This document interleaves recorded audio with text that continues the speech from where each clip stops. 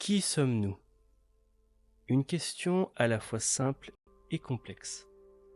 Si vous parvenez à y répondre, vous aurez compris l'univers tout entier. Les atomes qui vous composent, le carbone, l'oxygène, le fer et l'azote, sont bien les mêmes qui composent la Terre, les arbres, les fleurs, les étoiles et la plupart des composants de l'univers. Nous sommes l'infini contenu de notre unicité. Mais alors moi, qui je suis? Eh bien, vous me direz peut-être votre nom, prénom, en résumé, votre identité. Et si je vous disais que vous êtes bien plus que ça? Vous êtes l'infini dans un corps fini. Ceux que vous appelez inconnus ne le sont pas tant que ça, car eux aussi sont vous. Difficile à croire, à comprendre surtout. Je suis moi, je ne peux pas être l'autre. C'est ce que nos sens nous disent en tout cas. La vue, par exemple, nous permet de voir notre environnement, mais en une infime partie de ce qui nous entoure. Imaginez toute une palette de couleurs qui nous est inconnue et pourtant juste devant nos yeux, aux frontières de l'invisible. Pour illustrer mes propos, laissez-moi vous raconter une histoire.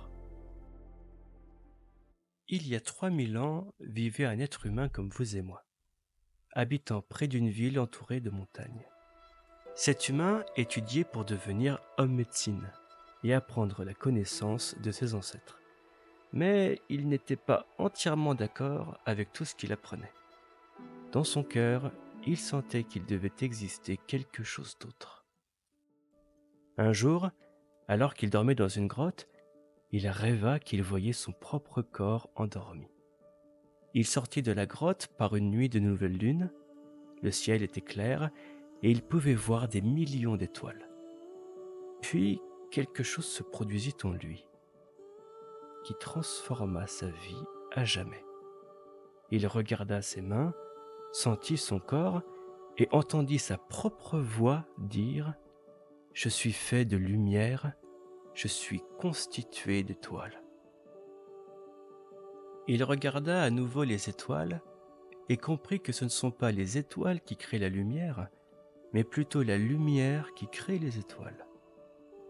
Tout est fait de lumière, se dit-il, et l'espace entre toutes choses n'est pas vide, et il sut que tout ce qui existe n'est qu'un seul être vivant, et que la lumière est le messager de la vie, parce qu'elle est vivante et contient la totalité de l'information de vie. Il réalisa que bien qu'étant constitué d'étoiles, il n'était pas ces étoiles. « Je suis entre les étoiles », se dit-il. Alors, il appela les étoiles le tonal et la lumière entre les étoiles le nagual. Et il sut que c'est la vie, ou l'intention, qui crée l'harmonie et l'espace entre les deux.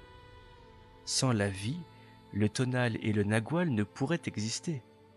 La vie est la force de l'absolu, du suprême, du créateur qui crée toute chose. Voici ce qu'il découvrit. Tout ce qui existe est une manifestation de ce seul être vivant que l'on appelle Dieu. Tout est Dieu. Et il en conclut que la perception humaine n'est que de la lumière percevant de la lumière. Il vit aussi que la matière est un miroir. Tout est un miroir, réfléchissant la lumière et créant des images de cette lumière. Et que le monde de l'illusion, le rêve, n'est que de la fumée nous empêchant de voir qui nous sommes vraiment. Le vrai mot est pur amour, pure lumière, dit-il. Cette compréhension changea sa vie. Sachant qui il était vraiment, il regarda les autres êtres humains et le reste de la nature et fut étonné de ce qu'il vit. Il se voyait lui-même en toutes choses, dans chaque être humain, chaque animal, chaque arbre, dans l'eau, dans la pluie, les nuages et la terre. Et il voyait que la vie unit le tonal et le nagual de différentes manières. pour créer les milliards de manifestations de la vie. Durant ces quelques instants, il comprit tout. Il était enthousiasmé et son cœur rempli de paix. Il était impatient de partager avec les siens tout ce qu'il avait découvert. Mais aucun mot ne parvenait à l'expliquer.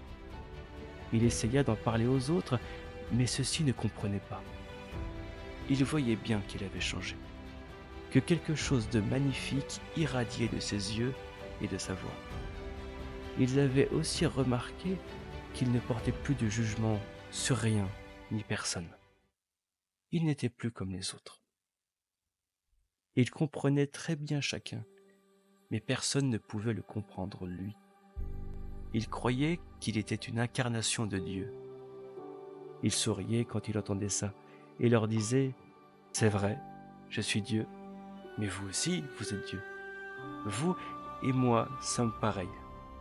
Nous sommes des images de lumière, nous sommes Dieu. »